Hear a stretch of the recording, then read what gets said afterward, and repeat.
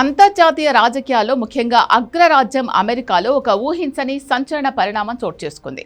ఇరాన్తో యుద్ధం చేయడానికి సిద్ధమవుతున్న అధ్యక్షుడు డొనాల్డ్ ట్రంప్కు అమెరికా సెనేట్ గట్టి షాక్ ఇచ్చింది. ట్రంప్ ఏకపక్షంగా యుద్ధానికి వెళ్లకుండా ఆయన సైనిక అధికారాలను కట్టడి చేస్తూ ఒక చారిత్రాత్మక ఉమ్మడి తీర్మానాన్ని ఆమోదించింది.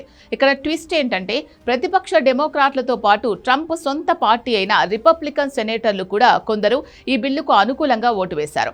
దీనిపై ట్రంప్ తీవ్రంగా విరుచుకుపడ్డారు. అసలు అమెరికా పార్లమెంట్లో ఏం జరిగింది? ట్రంప్ అధికారాలను ఎలా లాగేసుకున్నారు? ఇరాన్ యుద్ధం ఇక్కడితో ఆగిపోతుందా? ఈ వీడియోలో పూర్తి వివరాలు చూద్దాం.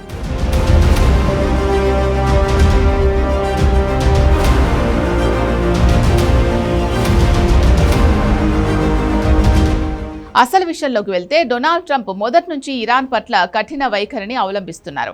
రీసెంట్ గా ఇరు దేశాల మధ్య ఉద్రిక్తతలు పీక్స్ కు వెళ్లాయి. ఏ క్షణంలోనైనా అమెరికా సైన్యం ఇరాన్ పై దాడికి దిగొచ్చు అనే వాతావరణం ఏర్పడింది. అయితే అమెరికా రాజ్యాంగం ప్రకారం యుద్ధం ప్రకటించే అధికారం కేవలం పార్లమెంటుకు మాత్రమే ఉంటుంది. కానీ అధ్యక్షుడికి ఉన్న ప్రత్యేక రక్షణ అధికారాలను వాడుకొని ట్రంప్ ఏకపక్షంగా మిలిటరీ చర్యలకు దిగుతారేమో అని అమెరికా ప్రజాప్రతినిధులు భయపడ్డారు. మూడో ప్రపంచ యుద్ధానికి దారితీసే ఈ ప్రమాదాన్ని అడ్డుకోవడానికి సెనేట్ రంగంలోకి దిగింది. సెనేట్లో జరిగిన ఓటింగ్లో ఈ తీర్మానం 50-48 ఓట్ల స్వల్ప మెజార్టీతో ఆమోదం పొందింది. ఈ కొత్త తీర్మానం ప్రకారం ఇరాన్ నుంచి అమెరికాకు తక్షణ ముప్పు ఉంటే తప్ప నార్మల్ కండిషన్స్లో కాంగ్రెస్ ముందస్తు అనుమతి లేకుండా ట్రంప్ ఎలాంటి సైనిక చర్యలు తీసుకోకూడదు. అంతేకాదు ఇరాన్ సరిహద్దుల్లో ఆ పరిసర ప్రాంతాల్లో మోహరించిన అమెరికా సైనిక బలగాలను వెంటనే వెనక్కి పిలిపించాలని ఈ ఉమ్మడి తీర్మానం ఆదేశించింది.